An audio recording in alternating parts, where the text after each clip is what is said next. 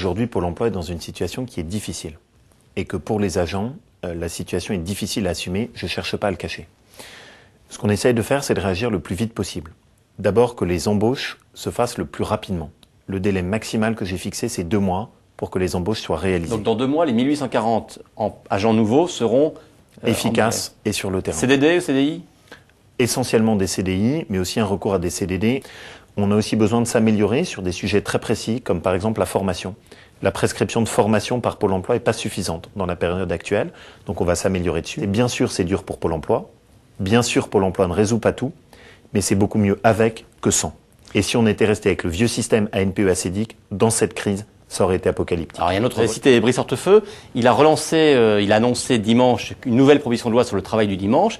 Est-ce que finalement cette nouvelle initiative ne cumule pas 2 inconvénients? D'une part, celle d'être trop réduite pour créer de l'emploi, et inversement, celle d'être trop symbolique et de relancer la crainte auprès des Français qu'on veuille les faire travailler le dimanche. Donc ce qu'on regarde avec Brice Hortefeux, c'est d'évaluer les emplois que ça nous permettra de créer, notamment sur les zones touristiques, tout en respectant le principe intangible auquel je suis très attaché, que le repos dominical est le principe. On ne met pas le pied dans la porte?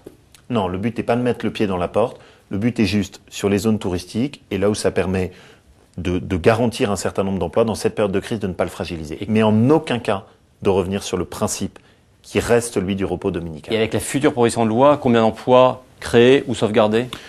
On est en train de l'évaluer. On peut penser qu'on est entre 5 à 10 000 emplois. C'est pas énorme, mais c'est pas rien non plus.